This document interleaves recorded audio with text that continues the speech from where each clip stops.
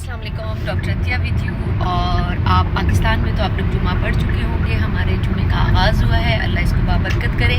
आज की खूबसूरत बात फजूल खर्ची के बारे में मैंने बड़ी खूबसूरत बात पढ़ी कि हम समझते हैं कि फजूल खर्ची सिर्फ पैसे की ही है, लेकिन वो तमाम सलाहियात, वो तमाम नेमतें, वो फ़ज़ाइल सेहत की शक्ल में, शऊर की शक्ल में, ज़हन की शक्ल में, हाथ पाँव की शक्ल में, आपको हर हेल्दी चीज़ जो अल्लाह ने आपको दी है उसकी शक्ल में, अगर आप उसका सही इस्तेमाल नहीं करते हैं तो आप इसको फजूल खर्ची में ही लाएंगे।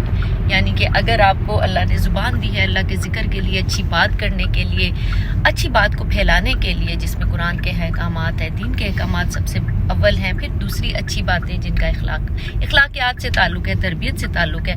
अगर आपने इसका वो हक़ अदा के नहीं किया, आपने उसको गलत साइड पे इस्तेमाल किया है, किसी की गुमानी पैदा करने में, गीबत करने में, चुगली करने में, किसी की जड़ें काटने में, घरों में फसाद पैदा करने के लिए, और वो जो रोल आपको अदा दिया था एज अ माँ, एज अ बहन, एज अ बेटी, या किसी भी घर को कफील बनाया गया था और आपने गलत इस्तेमाल किया, आपने वर्किंग प्लेस पे, घर के यूनिट में आपने ज़ुबान का गलत इस्तेमाल किया, तो आपने फजूल खर्ची की, ज़ुबान की फजूल खर्ची की। इसी तरह हाथ पाँव, सेहत, नेमत, हर चीज़ को आपने बड़े संभाल के इस्तेमाल करना है, क्योंकि अल्लाह के सामने जवाब देना है आपने हर नेमत का।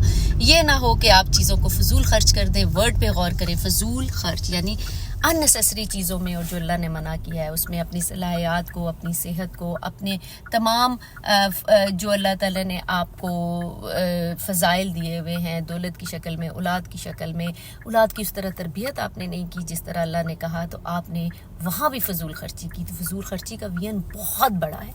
अपना आप तज़किया नफ्स कीजिए और देखिए कहीं आप सिर्फ पैसे को तो फजूल खर्ची नहीं समझ रहे, आपने हर चीज़ का हिसाब देना है। कुरान में है ना कि उस दिन आपके हाथ पाँव ज़ुबान गवाही देंगे, और उस दिन ना कोई सिफारिश काम आएगी और ना कोई सगा, ना कोई रिश्ता काम आएगा। तो अगर आपको सांस आ रहा है, सुबह आप उठ रहे हैं, तो इसका मतलब है मोहलत अभी है आपके पास। अल्लाह ताला अभी भी आपको बुला रहे हैं। अभी भी अपना तज़किया नफ्स करें, अपनी इस्लाह करें, कुरान से जुड़े, कुरान को समझें।